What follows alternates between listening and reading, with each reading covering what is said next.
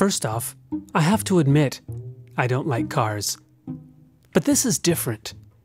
Even though the engines or hearts of these vehicles gave out long ago, they seem more alive today than when they were still on the road.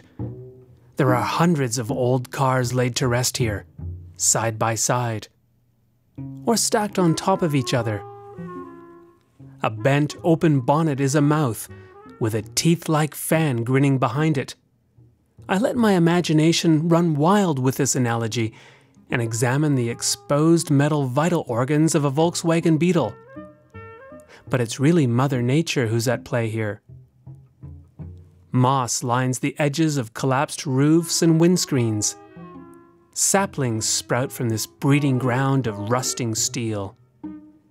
Many groups of vehicles are so overgrown, I don't notice them at first. The foliage that has taken root on an old army truck is better at camouflaging it than the green coat of paint applied long ago. A sports car has crashed head-on with a tree. Or was the car here first? Around 500 vehicles in all have come to a halt in this ghostly car park. They represent 40 years of automotive history, from the 1930s when owning a car was reserved for the wealthy, to the 1970s, when everyone could afford their own set of wheels. Dozens of models parked cheek by jowl resemble an eternal traffic jam, the drivers having escaped long ago, sensing that they would never get to work on time. The nose of an old Studebaker points towards the open fields beyond the lot, but trees pinning it in on both sides keep it from making a getaway. A Peugeot is carrying a long, dead branch on its roof, where once holidaymakers strapped luggage, a canoe, or skis.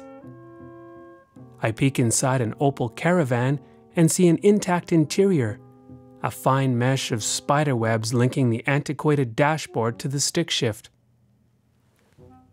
The authorities want the lot cleared, saying it's now illegal to let cars rust away on unprotected soil. But there's plenty of life in this graveyard. Some would say more so than before the first vehicles were laid to rest here.